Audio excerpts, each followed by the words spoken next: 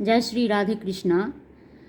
लिया हुआ प्रसंग उमा संहिता से है, जो श्री शिव महापुराण में आता है।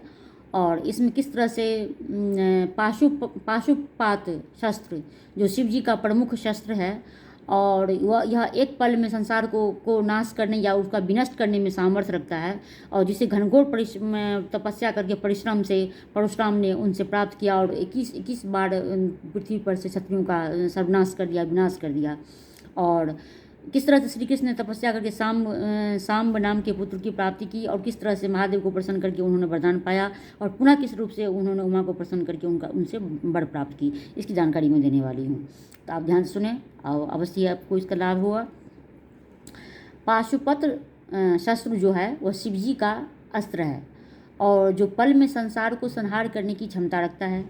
और शिवजी द्वारा प्रदत्त उसी परशु से, यानी कि उसी पाशुपत्र शस्त्र का आश्रय लेकर प्राचीन काल में उत्साहपूर्वक 21 बार क्षत्रिय को समूल नष्ट किया था। किसने? परशुराम ने, और उसको भस्म कर दिया था। और सतयुग में सावर्णी नाम के एक ऋषि हुए, जो 6000 वर्ष पर्यंत तप कर महादेव को प्रसन्न किया, और उन्होंने वरदान दिया सावर्णी को भगवान ने कि तुम लोक विख्यात ग्रंथाकार और अजर अमर होगे। और सांब नामक श्री कृष्ण के पुत्र हुए, और वह संवर्त का आदित्य थे, जिसे शाप दिया था तुम मनुष्य रूप धारण करोगे, और वह सांब अति बलवान होगा। और परशुराम कौन थे? परशुराम भृगु के पुत्र थे, और पराशर पुत्र वेदव्यास थे। शिवजी की कृपा से वह अजर अमर हैं आज भी, और विख्यात ग्रंथाकार हुए, और वह सूक्ष्म रूप में विराजते हैं इस लोक में, संसार में। उपमन्यु ने शिवजी की महिमा का कैलाश पर पुत्र प्राप्ति की अभिलाषा से आए हुए श्री कृष्ण को उपदेश दिया, यानी कि सुनाया। उपमन्यु ने शिवजी की महिमा का बखान, शिवजी की कृपा पात्र का शिवजी का गुणगान उन्होंने श्री कृष्ण को सुनाया, और उन्होंने सुनाया कि किस तरह से शिवजी की आराधना करके मनवांछित फल की प्राप्ति हो सकती है। और उपमन्यु को गुरु मानकर श्री कृष्ण ने एक पैर के अंगूठे पर हाथ ऊपर कर 16 महीने तक तपस्या की।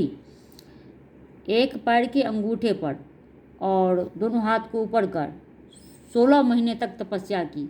तब शिवजी माता पार्वती सहित दर्शन दिए, और दोनों ने श्री कृष्ण को अलग अलग वरदान दिए, और इसी तपस्या से उन्हें साम शिवाय नाम के एक बलशाली पुत्र की प्राप्ति हुई। श्री कृष्ण की पहले कोई पुत्र भी नहीं थी। ये वरदान के द्वारा हुआ है।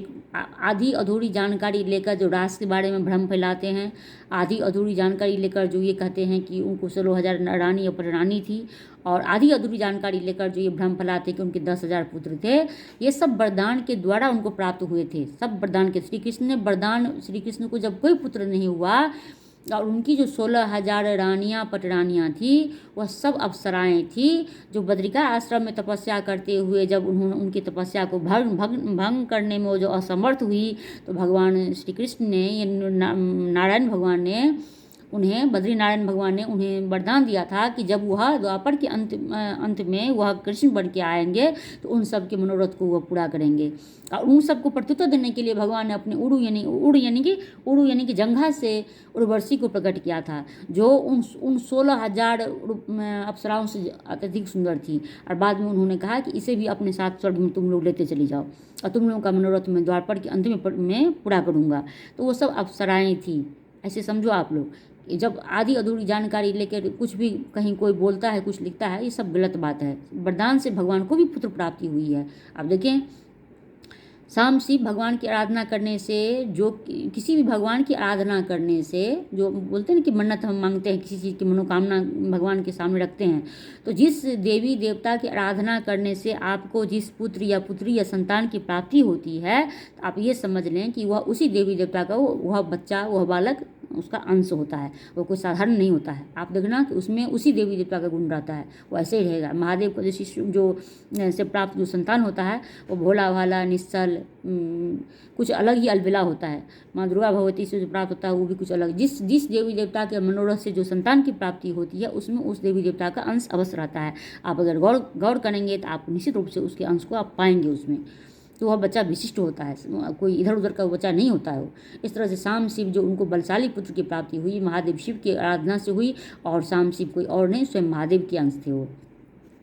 शिव जी से उन्होंने क्या क्या वरदान पाया? उन्होंने शिव जी से 8 वरदान पाए। मेरी बुद्धि सदा शिव धर्म में लगी रहे, मेरा यश सदा अधिक रहे, अचल रहे, मुझे आपका सामीप्य प्राप्त हो, निरंतर मेरी भक्ति आप में बनी रहे, मेरी सभी पत्नियों को 10 पुत्र की प्राप्ति हो, और वह संग्राम में सदा बलाभिमानी रहे, शत्रुओं का सदा वध करने वाला हो, और वह शत्रु संहारक हो, और मेरा वह अपमान न करे, और योगियों का भी वह अत्यंत प्रिय हूँ। वह खुद स्वयं के लिए बोल रहे हैं। ये सब वरदान शिव जी ने श्री कृष्ण को दिए। और माता पार्वती से उन्होंने क्या क्या वरदान पाया? मैं ब्राह्मणों का आदर करने वाला हूँ, मैं ईर्ष्या द्वेष करने वाला बिल्कुल भी नहीं हूँ, और ईर्ष्या द्वेष रहित हूँ, और मेरा सदैव मेरा कल्याण हो। मैं सदा ब्राह्मणों की पूजा करूँ, मेरे माता पिता सदैव मुझसे प्रसन्न रहें, और मैं जहाँ कहीं भी जाऊँ सभी प्राणी मेरे अनुकूल रहें। जहाँ कहीं भी जाऊँ वो सभी प्राणी, वहाँ के जो वातावरण हो सब मेरे अनुकूल हो, प्रतिकूल नहीं हो, और आपके दर्शन के कारण मेरा अच्छे कुल में मेरा जन्म हो, और मैं धन धान से संपन्न परिवार में मैं जन्म हूँ, मेरा किसी के द्वारा अपमान नहीं हो, और सदैव मैं सबके द्वारा आदर पाऊँ, मैं सबका आदर करने वाला हूँ, और सभी जगह मेरे अनुकूल परिस्थिति बने। इंद्र आदि देवगणों सैकड़ों यज्ञों के द्वारा भी सबको मैं तृप्त कर, भगवान ये नहीं कहते कि कोई मुझे तृप्त करे, वो सबको प्रसन्न रखें। वो ऐसा वरदान मांगते हैं कि मैं सबको प्रसन्न रखूँ, मेरे शरण में जो आए मैं सबको प्रसन्न रखूँ, मैं देवताओं को भी प्रसन्न रखूँ, यज्ञ इत्यादि के द्वारा मैं सबको मैं प्रसन्न रखूँ, और हजारों यतियों और अतिथियों को मैं अपने घर पर भोजन कराता रहूँ, ब्राह्मणों को मैं भोजन कराता रहूँ। यतियों मतलब सन्यासियों को, ये क्या बोलते हैं वो कि ब्राह्मण भोजन कराने का, और यतियों को सन्यासियों को ब्राह्मण को भोजन कराने का कितना महत्व दे रहे हैं वो।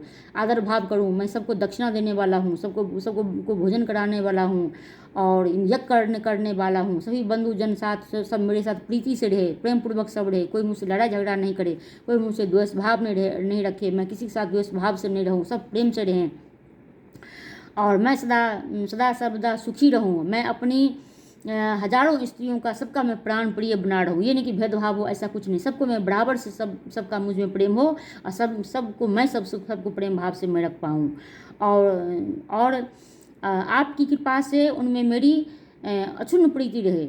वो भी ये कहते हैं कि सब में मेरी अक्षुण्ण प्रीति रहे, और उनमें माता पिता सत्यवादी हूँ। वो भी कहते हैं कि उनके माता पिता सत्यवादी हों, ये सभी सुंदर वर आपकी कृपा से मुझे प्राप्त हो। क्या बोलते हैं वो कि वह माता पिता के प्रति सत्यवादी हों, माता पिता का आदर करने वाले हों, सभी रानियों में उन्हें प्रीति हो, रानियों का भी उनके प्रति आदर हो, और सबको संभाव देखें, और इंद्र इत्यादि देवताओं को यज्ञ के द्वारा सदैव वो पूजन करे, हवन करे, और उन्हें प्रसन्न करते रहें। सदैव यति सन्यासी ब्राह्मणों का वो पूजन करें, आदर करें, उनका उच्च कुल में जन्म हो, धन संसाधन संपन्न घर में उनका जन्म हो। क्यों संसाधन घर में जन्म हो? क्योंकि वह आपका तीर्थ करने के लिए, और धन यज्ञ करने के लिए, और भोजन कराने के लिए आपको धन की आवश्यकता होगी। इसलिए साधन संपन्न घर में जो मनुष्य जन्म लेता है, निश्चित रूप से पूर्व जन्म का उसका अच्छा भला प्रारब्ध रहता है, तभी कोई लेता है। कोई गरीब में जन्म लेता है, कोई धन संपन्न घर में जन्म लेता है, तो ये सब प्रारब्ध होता है, अपना पूर्व का कमाया हुआ होता है, तभी तो। और कोई किसी के पास सब कुछ रहता है फिर भी उसको सुख नहीं मिलता है, ये भी उसका पूर्व का प्रारब्ध है। किसी के पास कुछ भी नहीं रहता फिर भी वो हमेशा मुस्कुराते रहता है, तो फिर ये भी उसका प्रारब्ध है कि वो भगवान ने उसको दिया है, कि वो क्या है, वो तप है, मुस्कुराना तो तप है। तो ये सब भगवान उनसे मांगते हैं। और इस तरह से ये, और पूर्व समय में ब्रह्मलोक, ब्रह्मयोग, महात्मा, दंडी, ये सब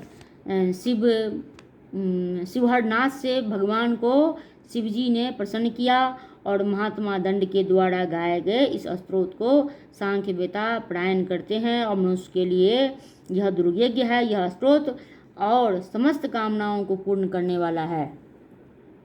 और इस तरह की स्तुति एक स्तोत्र इसमें है जो इस स्तोत्र को गा के भगवान माता पार्वती और शिव जी को प्रसन्न करते हैं और उनसे वह वरदान प्राप्त कर लेते हैं और उपमन्यु को अपना गुरु बनाकर भगवान की पूजा करते हैं। और पूजा किस तरह से कठोरतापूर्वक करते हैं वो भी पता है। 16 महीने यानी कि 1.5 वर्ष, ये कलयुग का 1.5 वर्ष नहीं, वो सतयुग का देवताओं का वर्ष और दिन रात अलग होता है। उतना एक अंगूठे पर खड़े होकर 16 महीने तक दोनों हाथ को ऊपर उठाकर उन्होंने शिव की आराधना की, तपस्या करके उन्होंने पुत्र को प्राप्त किया। तो इतनी छोटी सी जानकारी आज मैं आपको मां संहिता से मैं आपको दी हूँ। अगर आपको अच्छी लगी तो प्लीज़ मेरे चैनल को सब्सक्राइब कीजिए, लाइक कीजिए, कमेंट कीजिए, शेयर कीजिए और बेल आइकन को प्रेस कीजिए। धन्यवाद। हर हर महादेव, शिव शिव। Subscribe please.